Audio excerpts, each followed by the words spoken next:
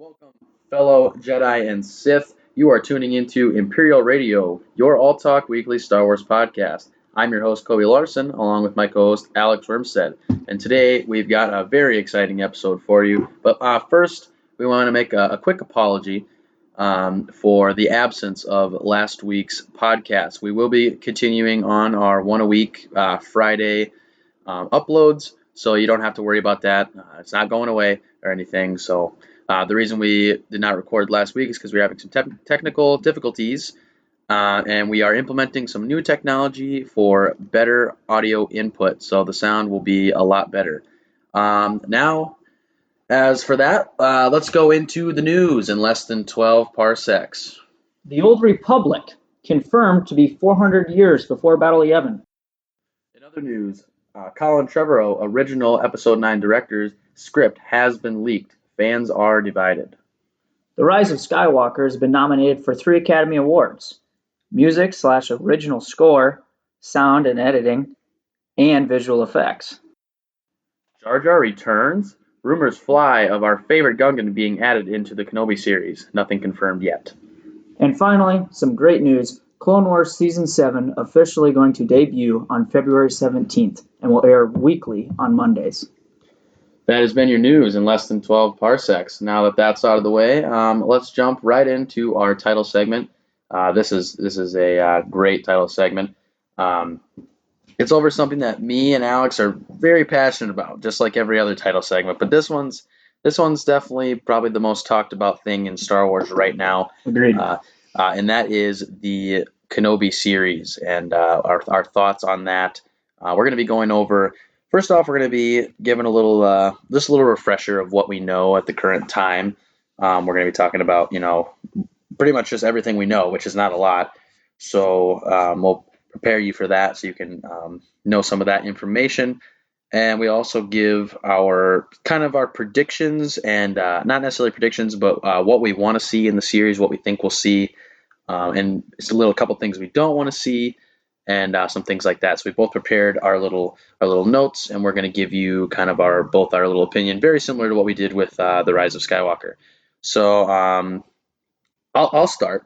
So basically, what we know is the Kenobi series will be exclusive to Disney Plus. I mean, that's pretty much everything Star Wars content, unless it's going to be in theaters from now on, will be exclusive to Disney Plus. Which, by the way, is great. It is great. Disney Plus is great. Yeah, if you don't have Disney Plus, you need to get it. I mean, it's great. It's not even great just for Star Wars. There's all kinds of things on there. Huge shout out to Disney for that. Disney Plus is really good. I love it a lot.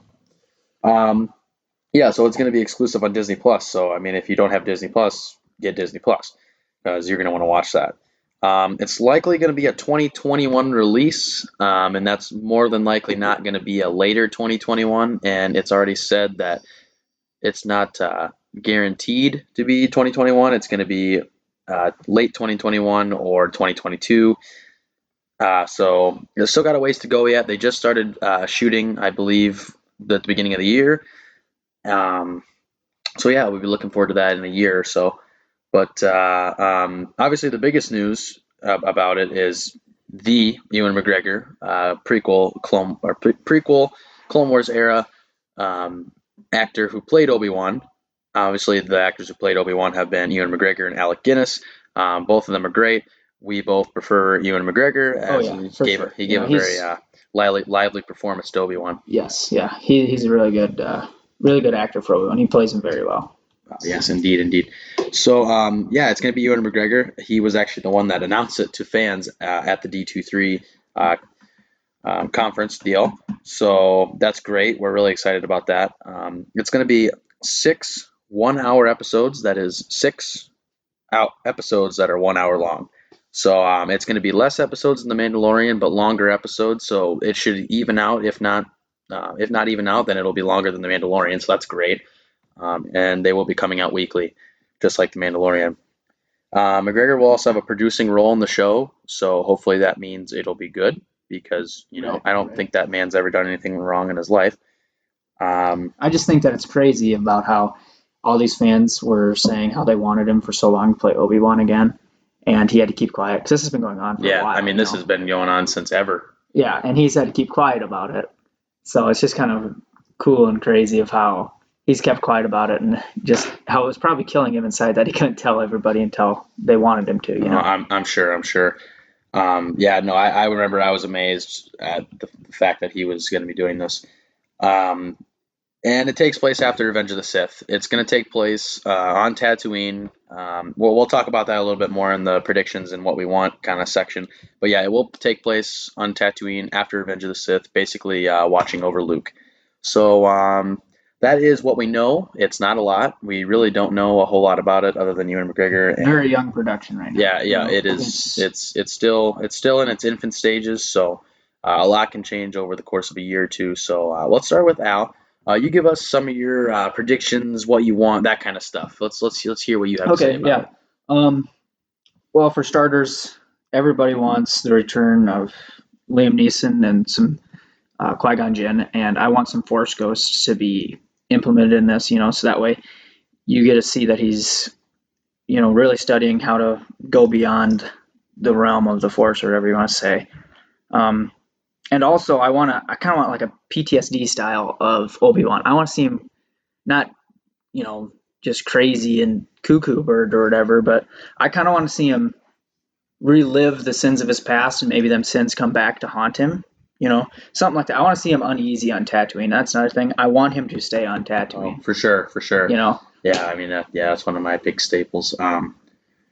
So something I want. This is probably my biggest one. I have this bolded and underlined and everything. This no Vader, no Maul interaction. Totally agree with that. I'm fine if Vader's on the show. I really am. I don't care if we see him. I would like to see him, actually. I don't care if we see Maul. That'd be awesome. But they cannot interact with Obi-Wan. That is absolutely a no-no. I'm very worried because as much as I know I love Disney, they've made a lot of great Star Wars content, but they do like to make the most of their movies and shows so that they, that they're really big and they have a lot of oomph to the show and movies. So I feel like they're going to try to kind of play that narrative, and it's just if you respect Star Wars fans and if you know the lore, you know that Obi-Wan, when he went to Tatooine, he stayed there. First of all, I mean, he never left until they went to the Death Star. He was there the whole time. You can't wreck that for the 16 to 18 years before Luke and him. Yeah, and like we were talking before the show, he shouldn't really leave probably 100-mile radius. No, Luke, I mean he's Maz Eisley and his little hut. I mean, that's really it. You put the center radius on the moisture farm. It should not. He shouldn't go beyond 100 miles of that. Absolutely. But he definitely has to stay on planet, and no Vader. Basically, just nothing that's going to break the canon. That's another one of my huge because things. Vader would never go back on Tatooine. Never again. You'll never see Vader on Tatooine, and that's never again. If you really have Star Wars fans directing the show, then they would know that, and they know that. Spoiler alert, I guess, if you haven't seen Rebels, but in the show Star Wars Rebels. One of the main characters, Ezra, finds Obi-Wan, and Darth Maul, who has a connection to Ezra, tracks him down, and Obi-Wan tells Ezra to leave, and they have a very, very light lightsaber fight, and Obi-Wan kills Darth Maul. But he killed him. He's dead. He's really dead this time. Yeah. Like he there's no chute that he can fall down. He's really dead this time. So, but supposedly that was the first time that Maul interacted with Obi-Wan. So I don't want to see another interaction before that, because this will obviously take place before that happened. And Vader, the first time he saw Obi-Wan after Mustafar, where he was still Anakin Skywalker, was the Death Star, and that is canon. That is correct. So we want to keep it that way. Yeah, that's another thing. I kind of you go beyond, you go into books and you go into books and comics and stuff. And when Kenobi's running around and he hears about this man they call Vader, he kind of gets this deep sympathy, or kind of like a punch in the gut, like, oh no, I didn't actually kill Anakin on Mustafar. Mm-hmm. I kind of want to see that. It'd be really cool, I think. Yeah, no, I think there's definitely going to be a narrative played out there with those two, but they cannot physically meet. No. That's where I'll draw the line. Right. I'll be very angry if that were to happen. I'm Right. not gonna lie. Al, do you have anything else Yeah, I think back to your Vader and Kenobi kind of thing vibe that you think is going to happen in the show. I think that might be one of the main things with the sins of his past. I think that Vader is going to be looking for him. Mm-hmm. I mean, that's, he's looking for him. He's still alive. Vader knows it. Yes. And I think that, maybe some Imperial people are going to come in there and they're going to be looking for him. That might be most of the action you're going to see is Imperial conflict between Kenobi because Darth Vader wants him. And Right.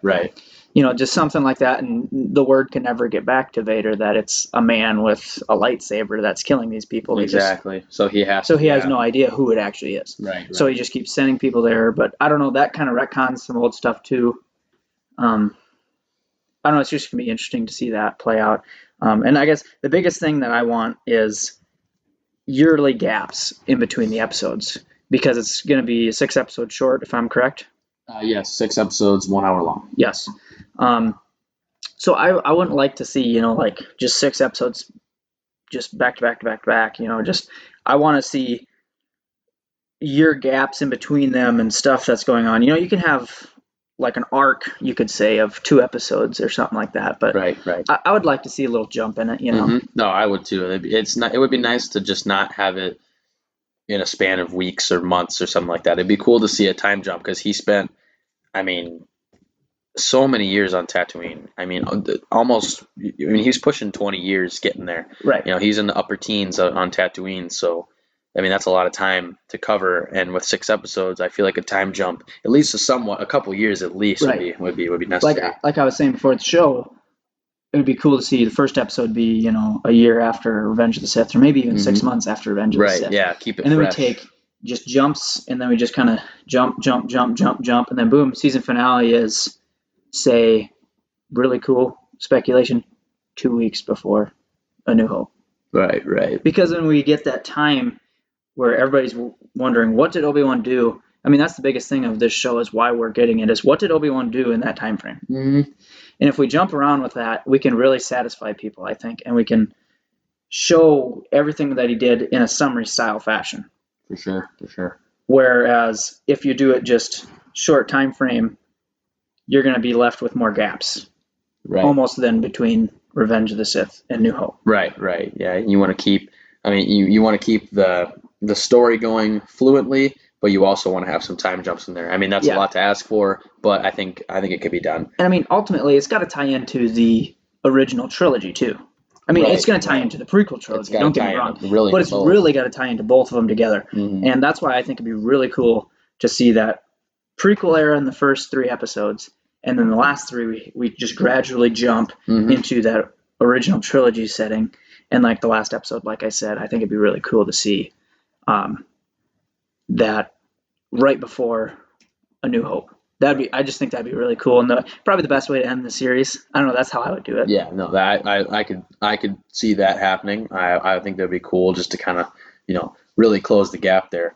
One of my biggest things besides the no Vader, no Maul, that's my biggest thing right there is no Vader, no Maul. But another kind of thing that goes along with that is the interaction with Luke. If you watch A New Hope, and if you read things about, read the Star Wars canon, or even watch Star Wars Rebels, right? Even just watch the movie itself, you'll know that Luke knows of Obi-Wan Kenobi. He calls him Ben. He knows of a Ben Kenobi that lives in his area, but it doesn't go beyond that. He's never met him. We don't really know if he knows what he looks like, but he's definitely never met him before Obi-Wan comes to save him from the Tusken Raiders in Episode 4. That's canon. I mean, that's what we know in Star Wars. And a big reason why Obi-Wan is there is because of Luke, and I understand that. But Uncle Owen doesn't like Obi-Wan. I mean, that's who Luke is. Luke is currently living with his Uncle Owen and his Aunt Beru, but Obi-Wan's just kind of living a little distance away, keeping his distance a little bit, but he's right there if something were to ever to happen to. I mean, this is the last hope for the galaxy besides Leia, who's pretty safe on Alderaan, but Luke is seen as the last hope in the galaxy, so Obi-Wan is right there to protect him.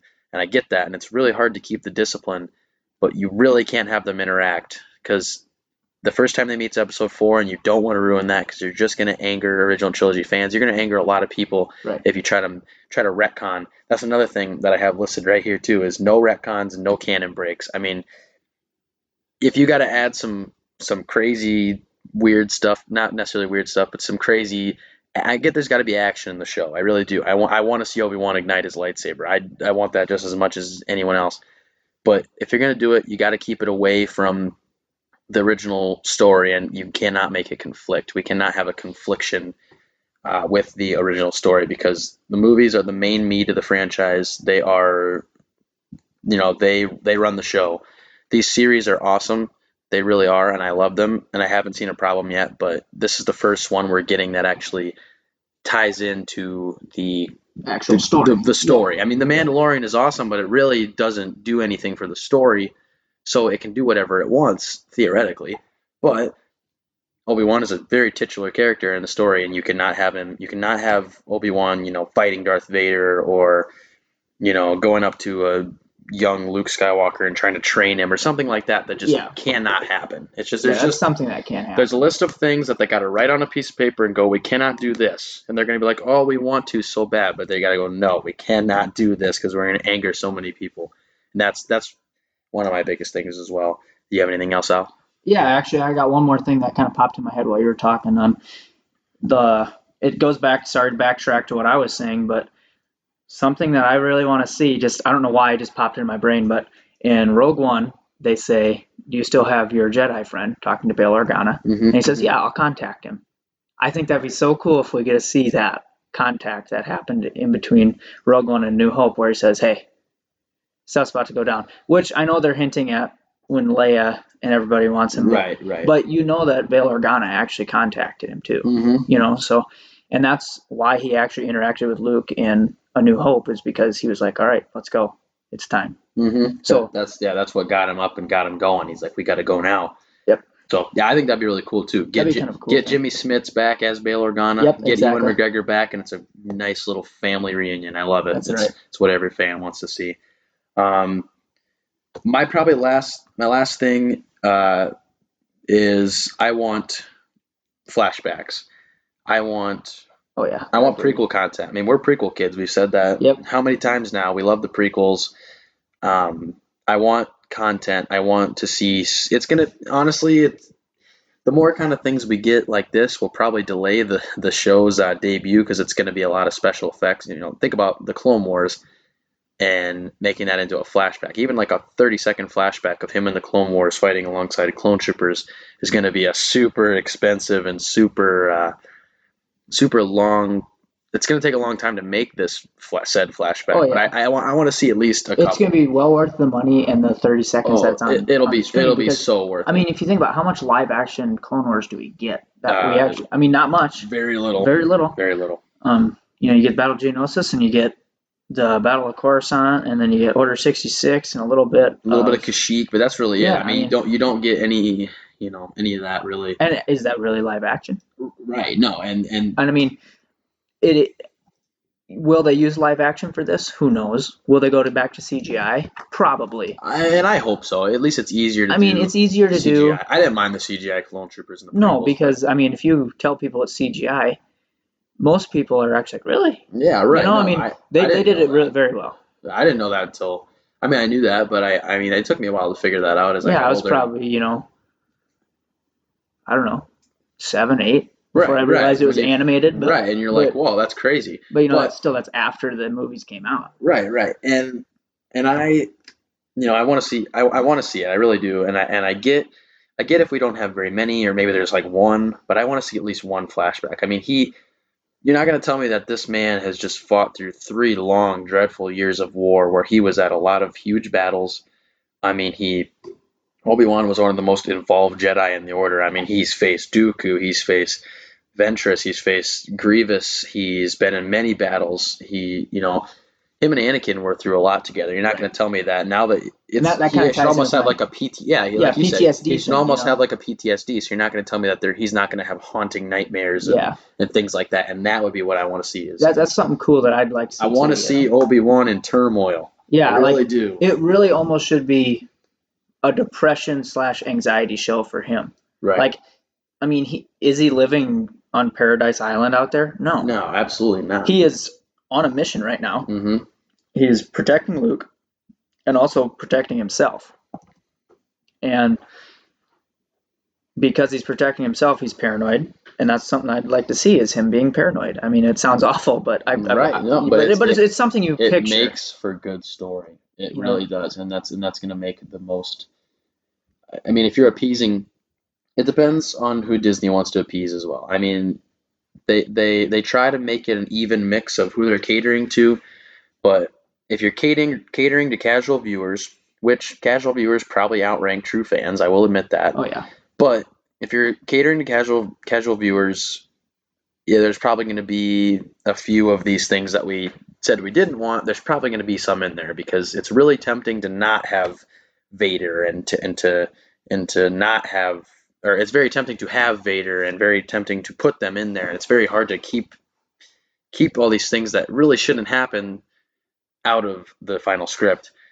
But if you're going to appease true Star Wars fans, pretty much everything me and Al have gave to you here are really what I imagine I speak for most of the Star Wars fans out there that are true fans. yeah. I mean, I can say you do. Right. I completely agree with you. I would say if you're really a true fan, not trying to call anyone out here or anything, but I mean, I think if you're a true fan, you would at least somewhat agree with what we've listed out as things that cannot happen because of just pure canon and what's been placed, You on the dinner can't plate take before us. something and retcon it. You can't Exactly. just make something say this is what happened and then go back and say nope, this is what happened. You know, I mean, that's just what I mean. That doesn't make. I mean, it's bad for your franchise. Is what it is. Yeah, and if they want to break a few rules, it's probably going to happen. I mean, it's going to happen. But just really stay away from the key ones that we said. Just the big ones. So overall, we're very excited for the Kenobi series. I mean, I love the Mandalorian, but I definitely was not as hyped for the Mandalorian as I am for the Kenobi series, and it sucks to be this hyped when it's literally could still be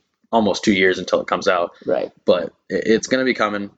It's going to be well worth the wait, though. Yeah, it's definitely going to be well worth the wait. And I mean, the picture. I think the picture. I mean, you look at the Mandalorian. Mm-hmm. You feel like you're watching a movie, but you're only watching 30 crazy. minutes. And if they can keep that in the Kenobi film, it will be. Awesome. I feel like the Kenobi film is going to be up for so many awards. And it's definitely too big to fail at this point. Yes. It might not be. It might be a little less than what we expect, but I definitely think it's too big to fail. So I'm really excited to see that. That's pretty much it for our main segment today on the Kenobi series. Like we said, we're very excited for that, but we're going to steer away for a second, and we're going to give you our Star Wars history moment. We really like doing the history moment. Last episode, a couple weeks ago, where we talked about the Clone Wars, and we went in depth on some things that maybe the casual viewers maybe don't know about the Clone Wars and that time of that era in the Star Wars galaxy. So we kind of thought we'd keep that segment rolling, and we're going to go with this week. We're going to talk about the Death Star. Everybody knows about the Death Star. Even if you haven't seen Star Wars, I imagine you have a pretty good idea of what the Death Star is. It's a huge cultural phenomenon, both of them really, and we're just going to be giving you some interesting factoids, some I mean, it's not quite a history moment, right? This week. It's not it's so just much kind of history. A fun fact, kind of a fun little thing for you guys. Right. This is for the casual fans out there. The hardcore fans are probably going to know most of this information, not all of it, but some of it. And but a lot of you more casual viewers, hopefully it sparks a little bit of interest in a piece of Star Wars content, because that is what we're trying to do here. We're trying to ignite your passion for Star Wars, whether you are a longtime fan or never even seen the movies. I mean, I hope that this gets you a little bit interested, I guess. What can we say about the Death Star? It is the biggest object ever built in the Star Wars galaxy at the point it was built. It was mistaken for a moon. Right. Literally, in the movie, it is the size of what they call a Tier 3 moon, or I think it was a Class 3 or Tier 3 moon, which is a size of a moon, and that is like a bigger moon. So that's crazy how big it was. I mean, this thing is a moon-sized object floating in space made of pure metal, and it's insane. I mean, you don't really think about it too much. It's kind of underestimated because a couple of Tatooine kids went in there and blew it up. I mean, That's I really mean, and to put it in perspective, excuse me, the cost of it was $15.96 septillion.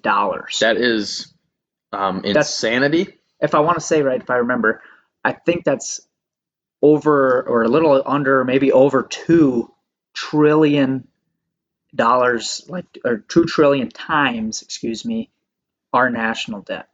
Yeah, no, it's I mean, trillion. septillion is like I don't even septillion is like seven groups of three zeros. 1,000, a million is two groups. No, I don't even know how that. I don't even know how that works. I don't even know how that That works. just puts in perspective how many We literally don't dollars it even know. is. We literally don't even know how big of a number that is. I mean, that is insanity.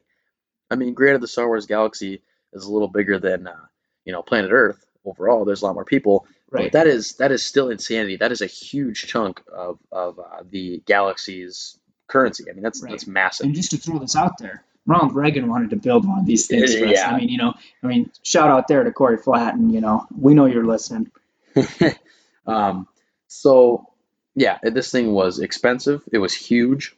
It had a crew of about 1.7 million active service members. Now, this was not all, not everyone on there was a stormtrooper.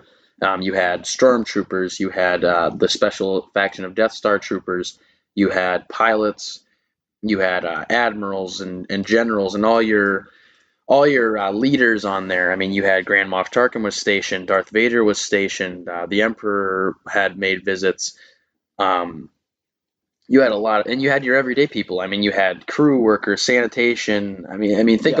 about a business that you would think a major business in our Yeah. world. It had everyone there. I mean, you had probably imagine the Star Wars version of secretaries and people that were making it function. It wasn't just the Yes. military. There was tons Right. of people on And this. not only that, there was the families on board, which goes into my little fun fact of they had malls and parks on board Hmm. for those people because not everybody was military. Right. They say that there's sections of the Death Star that were actually more like a cruise ship than a military base. Right. Because people would be on board for 6 years at a time before being able to go home or whatever. Right. So they bring their families because it was big enough. Hmm. So they had sections of the ship for military purposes and sections of it for fun, you could say.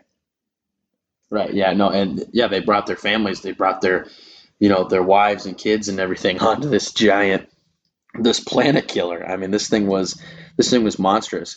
And obviously, if you've seen Star Wars, you know that the Death Star was successful in blowing up an entire planet. I mean, Princess Leia's home planet of Alderaan was literally they shot out a beam from the Death Star and it exploded. I mean, it went kablooey. It was Yeah. insane. We should just have a quick moment of silence for those men and women of Alderaan. All right, rest in peace, Bail Organa. We love you. We do love you, Jimmy Smits. But so you're probably thinking like, how can you have the firepower to blow up an entire planet? I mean, it was obliterated. So if you're a more casual Star Wars fan, you might not know. You probably know what a lightsaber is. I imagine. I imagine most people know what a lightsaber is. So the power source of a lightsaber is called a kyber crystal. It's a little crystal, and a Jedi would have to go on a little journey to find it. And the color of the crystal correlates to the color of your blade, and it basically is what the blade of a lightsaber comes from, and it's a very force connected little object. It's a Yeah. it's Some very casual fans, if you know, the necklace that Jen Erso wears in Rogue One, that crystal on her neck is actually a kyber crystal. So yeah, they've made their appearance in a lot of the movies and other content. But these kyber crystals were found on the planet of Ilum, um, and Jeddah and the new canon. But uh, they would take these crystals and they would take mass amounts of them and use them as the power source for that giant laser that the Death Star makes. It basically was kind of like a giant lightsaber, Right. really, if you think about it. I mean, Except it it just didn't stay ignited; it just shot out a beam of light, because it similar took to so much power that it had exactly. to charge up. Mhm. It took so much of the energy from the kyber crystal that it would just shoot one big blast and boom. Yeah, and it was it was crazy to watch it. I mean, I've seen Star Wars.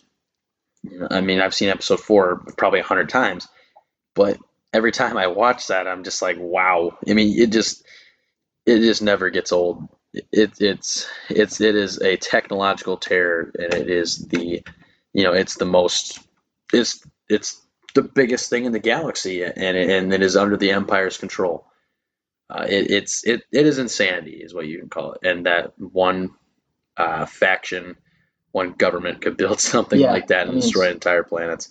it's crazy. Um, you know, I mean, speaking of that though, with one government, sorry to interrupt you, oh, but no, you're fine. it goes back into the prequels. If you watch the prequels too, the Separatists actually designed that. Yes, the Separatists did I design mean, it. and they didn't call it something cool that I got here written down. Is the other names they have, and the Separatists called it the ultimate weapon, which sounds pretty awesome. I mean, all the names here I have listed are awesome. And then we got Urso, and the whole kind of empire called it Project Stardust before it was known as the Death Star. Hmm. And then, of course, what the rebels known it as before it was the Death Star was Planet Killer. I mean, these are some really cool names. Hmm. And then it turns into, of course, the Death Star, which we all know and love, Right. which also is the Death Star. I mean, come on, that's just isn't It, that awesome? I mean, it's a name that makes you crap your pants when you hear it. Hey, you hear the Death Star and you're like, we gotta go. I mean, because your plane is probably gonna get exploded if you're hearing about it. So, Right. um, yeah, no, we've been over like the size and things like that.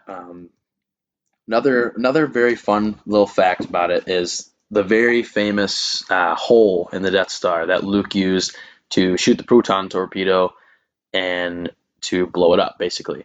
So that hole, the hole in the Death Star, if you haven't seen the movie, there was the rebels found the secret plans to the Death Star. Princess Leia got them from, and you go into kind of some Rogue One a little bit. They touch on how they got them. But basically, Princess Leia has the plans to the Death Star, and Darth Vader tracks her down and he finds her and says, "Where's the plans?" And she puts them in R2D2. And if you've seen the movie, if not, you need to watch it. But if you've seen the movie, you know what I'm talking about.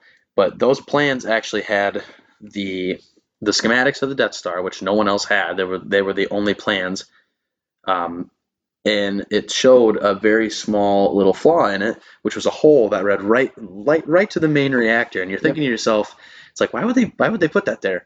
Well, it's actually the main engineer of the Death Star put it there on purpose because he really didn't like it was Jyn Erso from Rogue One as her dad, Galen Erso. He put that hole there so in hopes that the Rebel Alliance or someone would go and blow it up because he really didn't want to make it, but he threatened his family and he was pretty much taken I mean, he was pretty taken much, yeah, hostage he's pretty much a to build it. slave to He the was basically empire. a slave to build it. So he designed the flaw into the Death Star for the purpose of. So yes, the Imperials aren't idiots. They didn't. It wasn't a design error. According to them, it was, but they really didn't mess up. It was really that Galen or so did it on purpose, which makes it kind of interesting. A lot of people didn't like that change in Rogue One, but I kind of thought it was interesting. I think it makes a little more sense because you would think that this ultimate weapon wouldn't have a hole A flaw two of just meters 2 meters wide by two that could meters. literally you could shoot into it and blow the entire thing up. I mean, Right. that's insanity.